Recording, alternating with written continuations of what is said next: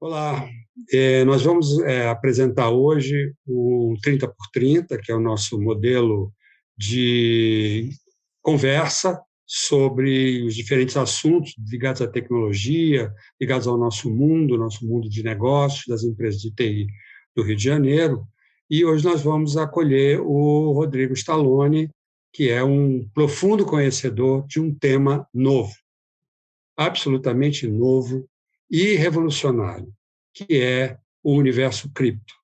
Então, ele vai nos trazer um panorama muito geral e depois, eventualmente, a gente vai prosseguir nessas conversas sobre esse universo cripto, que envolve muito mais do que simplesmente as moedas virtuais. Então, vamos ouvir o Rodrigo, que vai generosamente nos oferecer o seu tempo. Rodrigo, a palavra está com você. De antemão, muito obrigado por esse oferecimento. Bom, pessoal, obrigado pelo convite. Acho que aqui o papo é falar um pouco desse novo mundo cripto que tá dominando aí as capas dos jornais e explicar um pouco da onde ele veio e para onde ele está indo e as oportunidades que existem aí nesse novo mundo. Eu sou o Rodrigo Stallone, eu sou diretor da Transfero. A Transfero é uma empresa que usa a tecnologia blockchain para dar acesso a mercados emergentes, ao mercado financeiro global. Não é tão fácil assim empresas conseguirem, por exemplo, carregar dólar em seu balanço ou, eventualmente, fazer remessa internacional de maneira rápida, segura e barata, e a Transfero ajuda essas empresas e esses indivíduos a fazerem isso, porque hoje temos essa tecnologia blockchain. Mas falar aqui um pouquinho como é que eu separei um pouco aqui do que a gente vai falar. Então, primeiro eu queria passar pelo Bitcoin, porque foi onde tudo começou. A gente vai falar de smart contracts, que são esses contratos inteligentes. Quem inventou essa ideia de contratos inteligentes foi uma blockchain, né, chamada Ethereum, e a gente entra mais profundamente para falar dela. Depois a gente pode falar de DeFi, que são finanças descentralizadas, a parte de gaming, né, de financeiros dentro do game, a parte financeira dentro do game. E o que é essa palavra que agora virou moda, que é Web3? E, por fim, falar das stablecoins, que são moedas estáveis que mantêm paridade com qualquer outro tipo de ativo que a gente já conhece, e aí isso tem mais a ver também com o que a Transfero faz e por que isso é uma grande oportunidade também. Bom, o que é o Bitcoin, né? Primeiro, falar por que o Bitcoin surgiu. Então, o Bitcoin, essa foto aí ao lado é o paper que foi escrito pelo Satoshi Nakamoto. Satoshi Nakamoto pode ser uma pessoa, um grupo de pessoas, ninguém sabe. Isso ajudou muito o Bitcoin ser quem ele é, porque como ele tem uma natureza descentralizada, ninguém sabe quem é o fundador. Então, é muito difícil para um governo ou para um banco central desligar essa rede, porque também não consegue nem achar quem é o fundador. Então, isso incentivou, na verdade, outras pessoas a fazerem outros projetos que a gente vai ver mais à frente. Então, surgiu a crise de 2008, o Satoshi envia esse paper que basicamente Bitcoin, a peer-to-peer electronic cash system. O que é peer-to-peer? É de pessoa para pessoa, sem um intermediário. A ideia de que eu não preciso de um banco para fazer uma transferência entre duas pessoas. Hoje a gente sabe que seja um Pix, seja um TED, seja um pagamento de cartão de crédito, você sempre depende de um intermediário. Então ele inventou esse sistema na internet que você não precisa desse intermediário. Quando ele faz isso, quando ele inventa essa tecnologia, que vocês vão perceber que não é uma tecnologia nova, blockchain já existia, criptografia já existia e teoria dos jogos já existia, ele trouxe uma coisa para a internet que é muito interessante, que é a internet do valor. Então, para fazer uma analogia aqui, a gente vem de uma internet da comunicação. e ele conseguiu trazer a internet do valor. Como é que ele fez isso? O melhor exemplo é o e-mail. Então, hoje, quando eu mando um e-mail para algum de vocês, a cópia desse e-mail fica na minha caixa de saída. Então, qual o valor que esse e-mail tem? Ele é zero, porque existe uma cópia dele comigo, existe uma cópia dele com você. Então, a ideia de valor vem da ideia de algo unitário. Então, o que ele conseguiu fazer foi, com esses 3 princípios que eu vou falar um pouco aqui, ele conseguiu fazer com que, dentro da internet, essa comunicação dentro da internet, as pessoas concordassem que ou o Rodrigo, ou o Luiz, ou qualquer outra pessoa fosse efetivamente o dono daquele e-mail, tá? Então, a melhor maneira de pensar em Bitcoin, a melhor maneira de pensar nesse sistema, né, que trouxe tantas outras inovações, é que o Bitcoin ele nada mais é do que um livro-razão distribuído por toda a internet. E esse livro-razão distribuído por toda a internet, ele pressupõe que todos têm acesso ao que está escrito ali e, ao mesmo tempo, todos concordam quem é dono do quê. Então, para tentar também usar aqui um exemplo, é como se, em vez da gente depender de um banco dizendo quanto cada um tem na sua própria conta e quanto cada um transferiu para o outro, é como se a gente chegasse numa mesa, né, com inúmeras pessoas, vamos dizer 10 pessoas, falar o seguinte: olha, vocês não sabem quem eu sou, vou botar uma máscara na minha frente, mas eu estou pegando esse real aqui, estou dando para a pessoa número 2. E todo mundo dentro dessa mesa viu esse ato de eu dar de eu entregar esses R$ 2, ou esses R$ 10 para a pessoa 2. Então, o que acontece? Se a pessoa 6, se a pessoa 7, se outra pessoa virar e falar, olha, eu tenho R$ 2, todo mundo na mesa fala, não, eu vi. Eu vi que aquela pessoa 1 deu R$ 2 para aquela pessoa 2. Então, você está mentindo. Não, isso não é verdade. Então, você parou de depender de uma instituição central onde ela diz o quanto dinheiro você tem ou quanto cada um transferiu para cada um. Na verdade, todo mundo sabe o tempo inteiro quem tem o Bitcoin de quem e onde estão esses Bitcoins. Isso é público. Todo mundo consegue ver. O que você não consegue ver?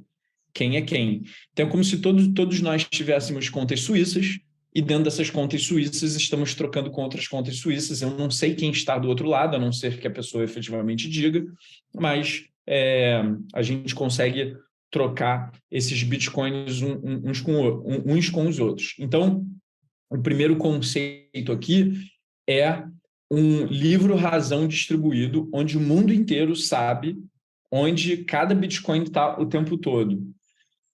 Uma segunda derivada disso que eu estou falando é que eu não preciso... o computador, como a gente está falando de internet, né, a internet não desliga nunca. Então, esse livro-razão, ele não desliga nunca, porque eu posso desligar meu computador, apesar de eu ter visto ali, né, meu computador, quando eu digo eu estou vendo, é o computador que está vendo, né?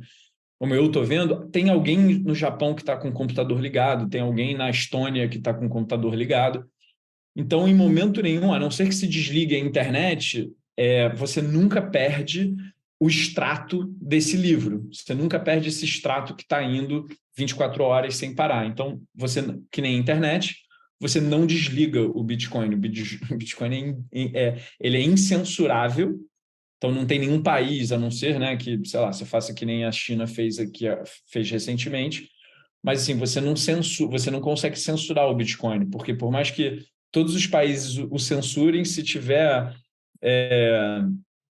Cuba não quiser censurá-lo, ele ainda vai existir em Cuba, porque alguém lá em Cuba está com o computador ligado e o computador está enxergando esse livro-razão.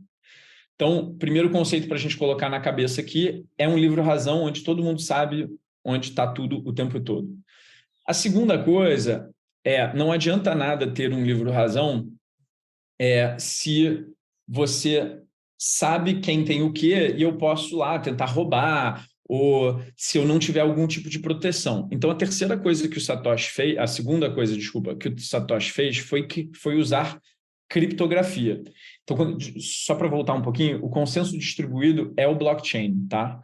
A criptografia é como esse blockchain se comporta de maneira criptográfica. Então, basicamente, tem dois conceitos, tá? Vou falar o primeiro de chaves que eu escrevi aí. O que são as chaves? As chaves nada mais são do que o Pix e a conta corrente. Então, quando eu quero receber uma transferência, eu falo qual é o meu Pix. E aí vocês vão digitar meu Pix, e aí vai aparecer a conta corrente no qual eu vou receber aquele valor, né? Agora, isso você chama de chave pública. A chave privada é igual à sua senha ou token do seu banco, tá? Então, para funcionar, para o indivíduo ter acesso aos seus bitcoins, ele precisa de uma carteira, que nada mais é do que essa conta corrente, tá? E dentro dessa carteira, ele vai ter uma chave privada, que é a senha, e uma chave pública, que é o Pix dele, tá? Então, ele criou essa questão, criou, né? Ele juntou a essa inovação, essa coisa da carteira, que possui uma chave pública, que é o Pix, e uma chave privada, que é a tua senha, tá? E aí,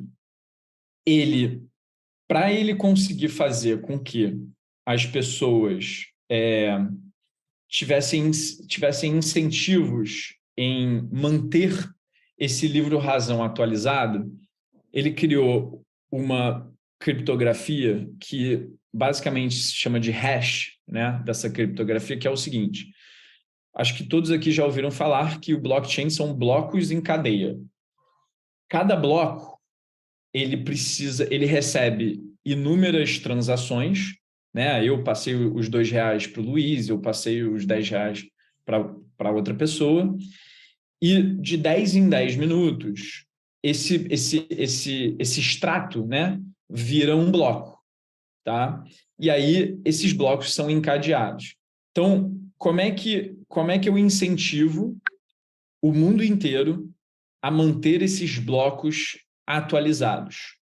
Eu, primeiro, faço com que essas máquinas, esses computadores, precisem descobrir um número randômico, tá? Que é o hash daquele bloco, para que aquele bloco seja finalizado, né? Ou seja, como se você pegasse pequenos extratos e juntassem esses extratos um a um. Mas como é que eu sei que aquele extrato é válido? Você, na verdade, pega uma fórmula matemática extremamente complexa e os computadores precisam descobrir quais são os últimos 4 números daquela criptografia. Isso aqui é o que descobrir esses 4 números, ele é literalmente uma coisa para o computador que é força bruta. É como se a gente estivesse tentando adivinhar os números da senha do banco de alguém, ou da senha de um site, ou os números da Mega Sena. Então, assim, ele usa essa criptografia para justamente achar os números da Mega Sena. Quem acha esse número da Mega Sena que fecha esse bloco, que acontece a cada 10 minutos, recebe como incentivo uma parcela, né, de um Bitcoin. Então, o Bitcoin passa a ser o incentivo que esses mineradores, quando vocês já ouviram falar dessa palavra minerador nada mais é do que um computador que está tentando achar os 4 últimos números de um bloco que está sendo fechado a cada 10 minutos, onde todas as transações que aconteceram daqueles 10 minutos entre chaves privadas e públicas aconteceram, tentando fazer um caminho de trás para frente. Então, o que ele trouxe para esse fechar dos blocos que estão encadeados um com o outro é esse incentivo financeiro. Ou seja, claro que eu quero ganhar um blockchain, eu vou dar play aqui no meu computador vai ficar tentando 0001, 0002, 0003, 0004 e por aí em diante. Se eu conseguir achar essa senha, eu fecho esse bloco. E aí também tem uma coisa interessante aqui que acontece é o seguinte: todos os outros mineradores verificam se esse bloco está certo, né? Se aqueles números realmente estão certos. Essa parte é extremamente complicada, não dá para ficar aqui entrando, mas na hora em que um computador fala, opa, eu descobri os 4 números, os números são 1, 2, 3.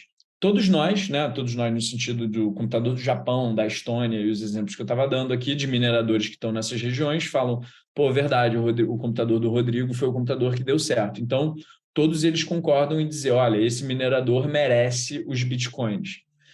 O que isso faz? Isso é uma teoria dos jogos. É um incentivo para que, por mais que eu não conheça a pessoa que está lá no Japão, eu quero participar do jogo de maneira benéfica, ou desculpa, de uma maneira que seja boa para o sistema, porque eu vou ganhar dinheiro.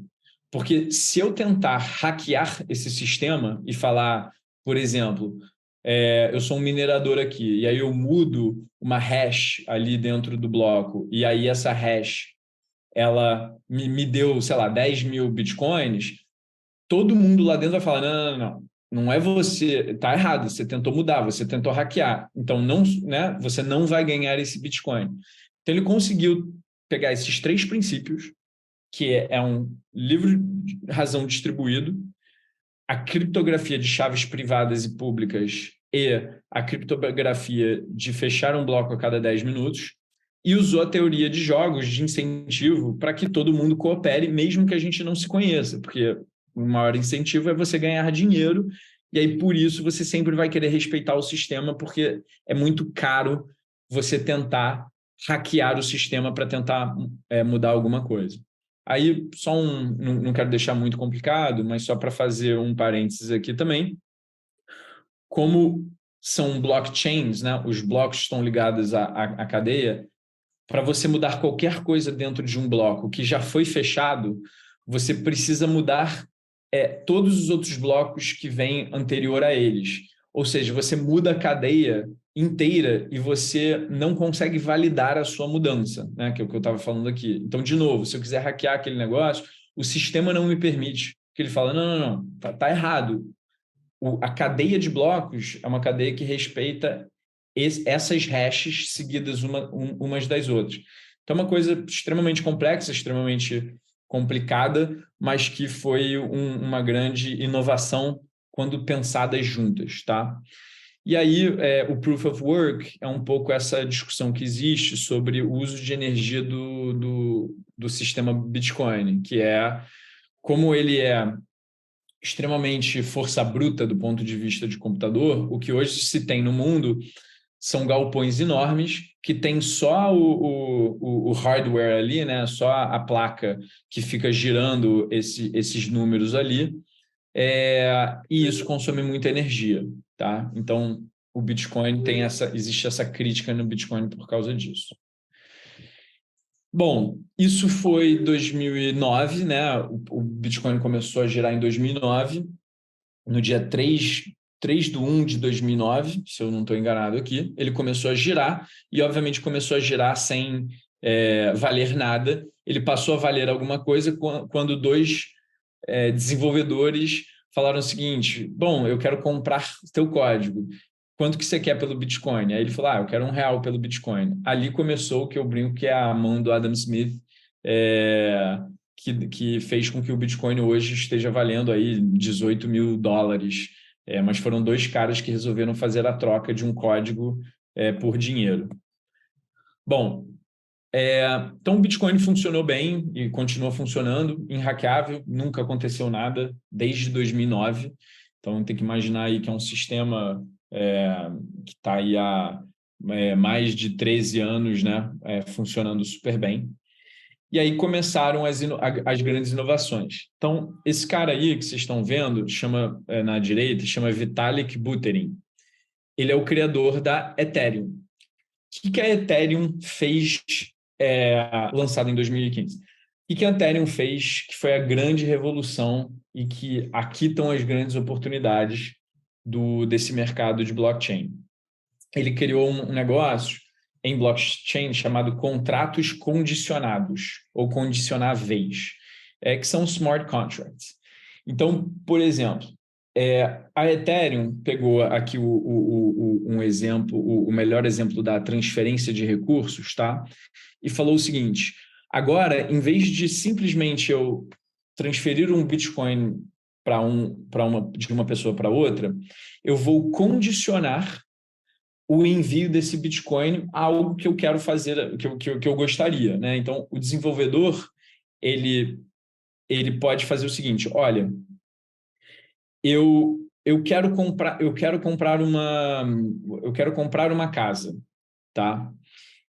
Essa casa vai custar R$ 1 milhão. Aí a gente fala, tá bom, vamos fazer via contratos condicionáveis ou condicionados, smart contracts. Então, eu chego lá para o dono da casa e falo, olha, eu vou colocar R$ 1 milhão aqui nesse smart contract, só que esse smart contract, ele só vai permitir que esse 1 milhão saia da minha conta e vá para a sua conta depois que essa terceira parte aqui, e aí pode ser um auditor independente, vá no seu apartamento e realmente diga que tudo aquilo que está em contrato está ok. Então, o que ele acabou fazendo foi com que... E aí o auditor vai lá, e aí o auditor fala, olha, está ok, ele aperta um botão, na hora que ele aperta... desculpa. E aí o vendedor da casa fala, ok, então eu vou deixar o contrato, né, ou seja, o deed, né, da casa, como é que chama isso em português? O contrato, né, da casa, ou seja, você vai virar dono dessa casa, né, o contrato que te dá, que você vira dono dessa casa, vou botar também nesse smart contract. Então, o que você fez? Durante um período de tempo lá, você tem o dinheiro do comprador está parado naquele contrato, o contrato daquela casa, né, de compra e venda está parado naquele contrato, ninguém consegue mexer nele, até que esse terceiro auditor fale o seguinte, ó, tá tudo certo, o negócio pode acontecer. Então, o negócio só passa a acontecer quando esse auditor der o ok. Por que isso revolucionou o mercado como um todo? Porque tudo pode virar um contrato condicionado. Então, hoje, por exemplo, eu posso criar uma corretora sem precisar, sei lá, da CVM no meio para dizer se as compras estão acontecendo bem ou não. Eu só tenho que colocar algumas condições. Eu consigo fazer jogos, GameFi, em cima de contratos condicionados. Eu consigo fazer importação. A IBM já usa smart contracts para um monte de coisa. Então, o que acabou acontecendo foi que, assim, é quase que infindável a ideia de novo, transferência de valor entre a internet quando você tem contratos condicionados.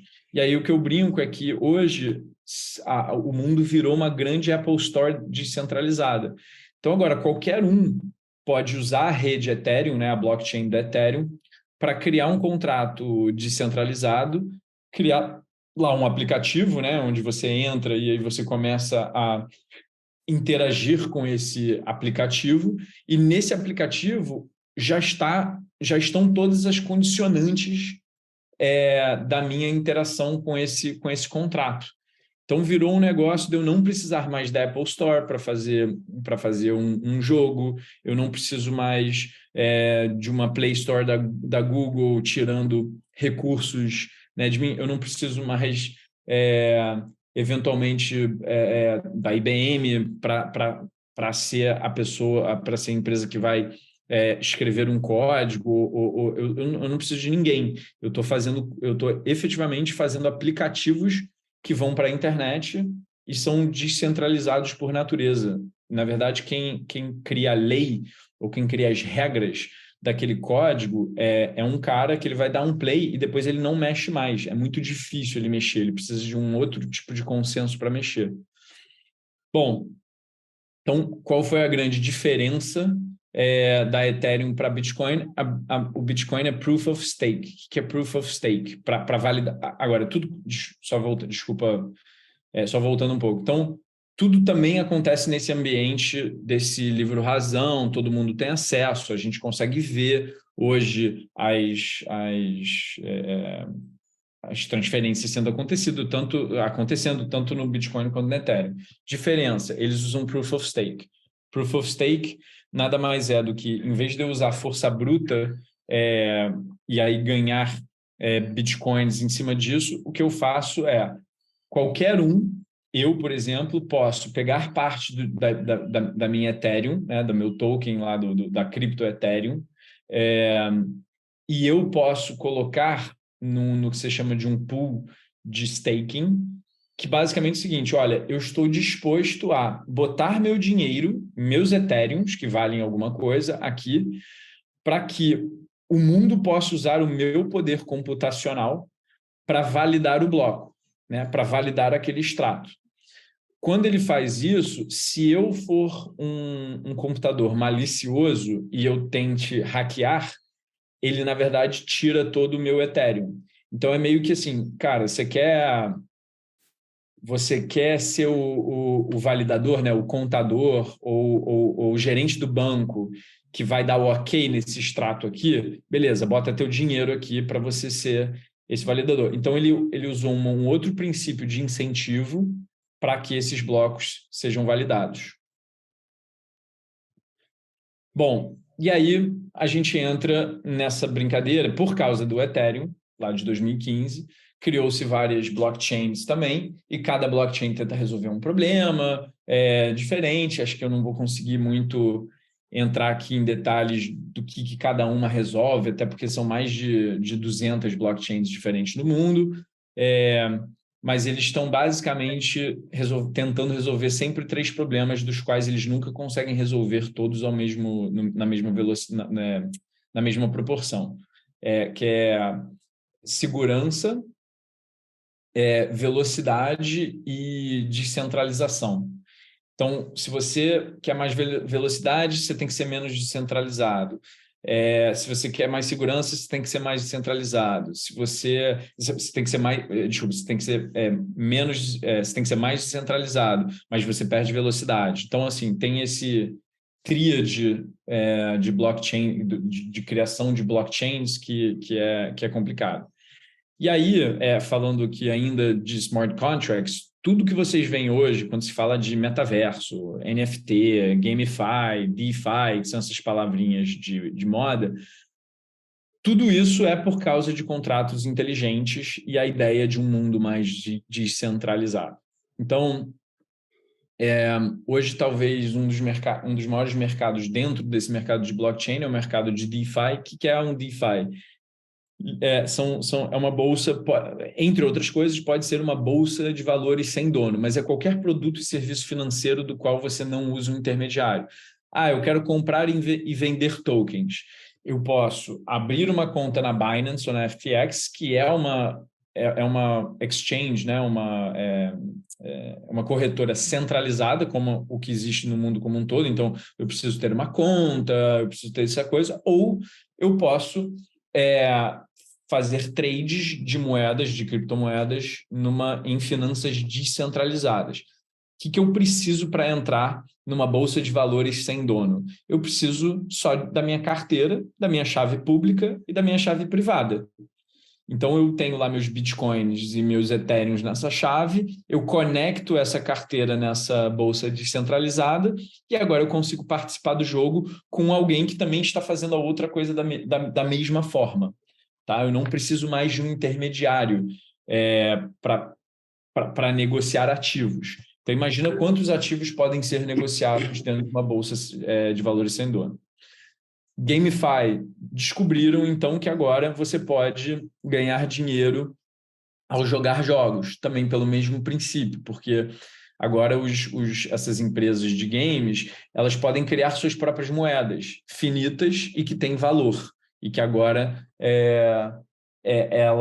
você tem uma transparência e uma segurança de que aquela empresa não vai simplesmente ficar emitindo moeda ou tirando seus créditos, nem nada disso num futuro. NFT, token não fungível, que vocês já devem ter ouvido falar, foi uma revolução um pouco nas artes, porque, por exemplo, o Bitcoin ele é um token, né, é uma criptofungível. Eu tenho um Bitcoin, Luiz tem um Bitcoin, todo mundo tem um Bitcoin. Assim, não é uma coisa única. Um token não fungível é algo único, efetivamente, né? Não se copia, não existem duas cópias daquele mesmo token. Então, isso se deu muito bem para artes, mas 1 milhão de outras coisas também funcionam. Hoje, por exemplo, um NFT, imagina que o seu nome na internet, né, a sua identidade na internet é um NFT, você é único, né? Então, teoricamente, tem empresas hoje que, se elas conseguem validar que você é você, você pode ter um NFT que diz, cara, eu sou o Rodrigo, ou seja, um NFT pode ser a sua identidade dentro da internet, é não fungível, não tem 2 Rodrigos Stallone no mundo. E aí, então, a gente entra nessa brincadeira que é a Web3, que é a internet descentralizada, onde agora sim a gente está falando de valor. Por que a gente fala de internet descentralizada? Porque na Web 1 você não podia interagir com a internet, você simplesmente lia o que estava na internet, mas você não conseguia postar, você não conseguia baixar, você não conseguia ver vídeo, você não fazia nada disso. Aí veio o Web.2, que é 2.0, que é essa internet, onde agora sim você interage com a internet, posta alguma coisa no Instagram, bota teus arquivos no Dropbox, e por aí vai. E agora você tem a Web3, que é, olha, não são mais empresas que são donas dos meus dados. Eu sou dono dos meus dados e dos meus arquivos e da minha música. Então, hoje existe uma corrida Web3 que diversas empresas tentando virar essa chave, onde mais poder para a população, né? Vamos colocar assim. E aí, por fim, aí até para falar um pouquinho da revolução aqui, que é onde a Transfero acaba surfando, é a questão das stablecoins. Então, como hoje esse cara aqui, o Vitalik, ele fez contratos inteligentes, hoje eu consigo fazer um contrato inteligente que fala o seguinte, olha, toda vez que eu receber R$1 na minha conta corrente, eu quero emitir um token para representar esse R$1 que está na minha conta corrente. Então, o que a stablecoin faz é manter a paridade de 1 para 1 toda vez que eu recebo R$1. R$1, então hoje, para usar o exemplo aqui, hoje, R$1 que entra na conta da Transfero, a gente emite um BRZ. Esse BRZ, ele funciona para que eu consiga jogar ou na minha carteira ou onde eu quero comprar mais criptos, como R$1. Então, eu não quero exposição ao dólar no mercado cripto. Então, eu vou usar esse R$1 para comprar meu Bitcoin. Eu posso pegar esse BRZ e num programa de DeFi, né, de finanças descentralizadas, e usar R$1 para comprar um Bitcoin. Por que isso é bom? Eu usei real para comprar algo que um cara inventou no Japão, mas que está na internet. 2, eu não tive que pagar taxa para ninguém. Então, eu não estou pagando a taxa lá do banco, do corretor, da CVM, do que vocês puderem imaginar. E aí, a stablecoin ela surgiu, na verdade, para tirar um pouco essa volatilidade que existe no Bitcoin e em outras moedas, para que, por exemplo, o Bitcoin está valendo $100 mil. Pô, acho que está alto. Em vez de você pegar e tirar teu dinheiro, botar na conta corrente, onde você sai do espaço cripto, né? E eventualmente vai, sei lá, pagar uma taxa, eventualmente pagar os impostos no ganho que você teve ali, você mantém stablecoin no teu realzinho ali, e ali, quando o Bitcoin voltar para 20 mil, você fala, opa, posso entrar de novo.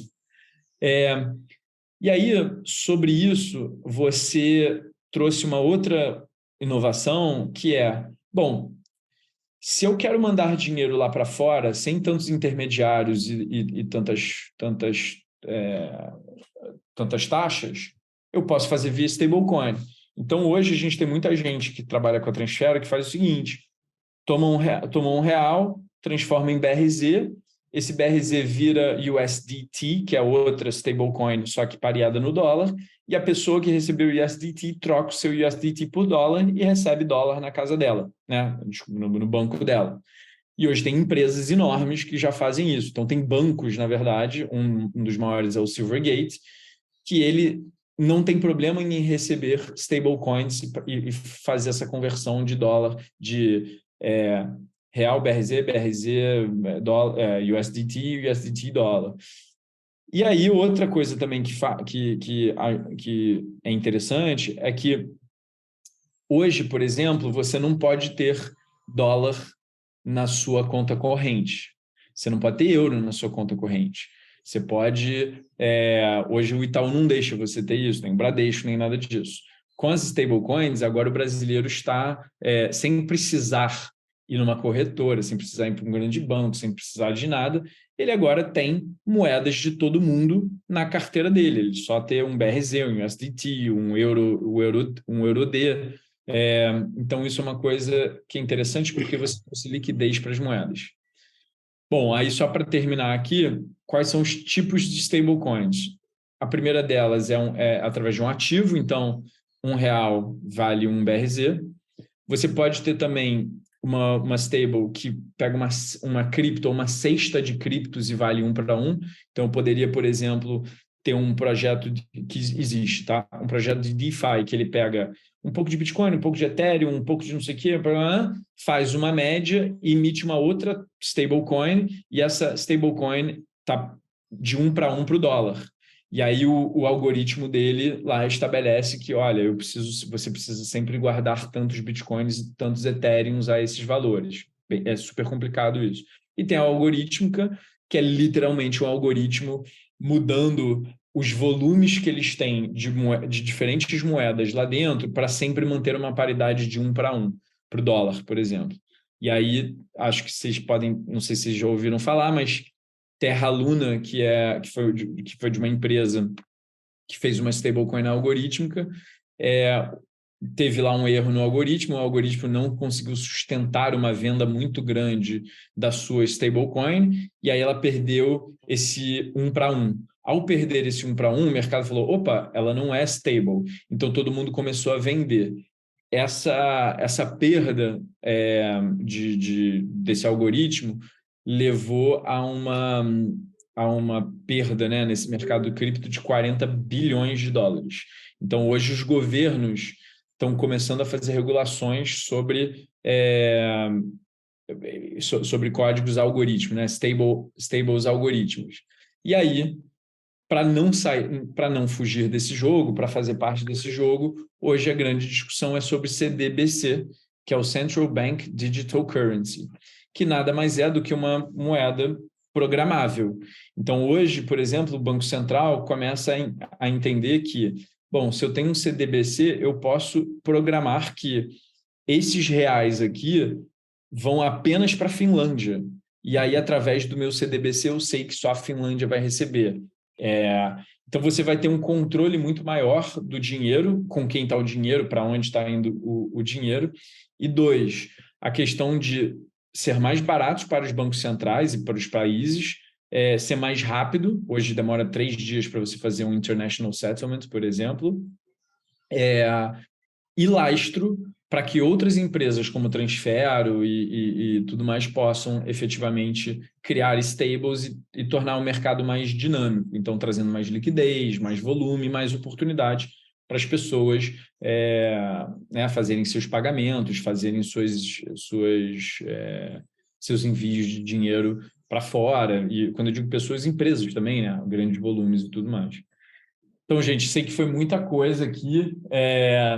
Não é um mercado simples de entender. Tem muita novidade acontecendo.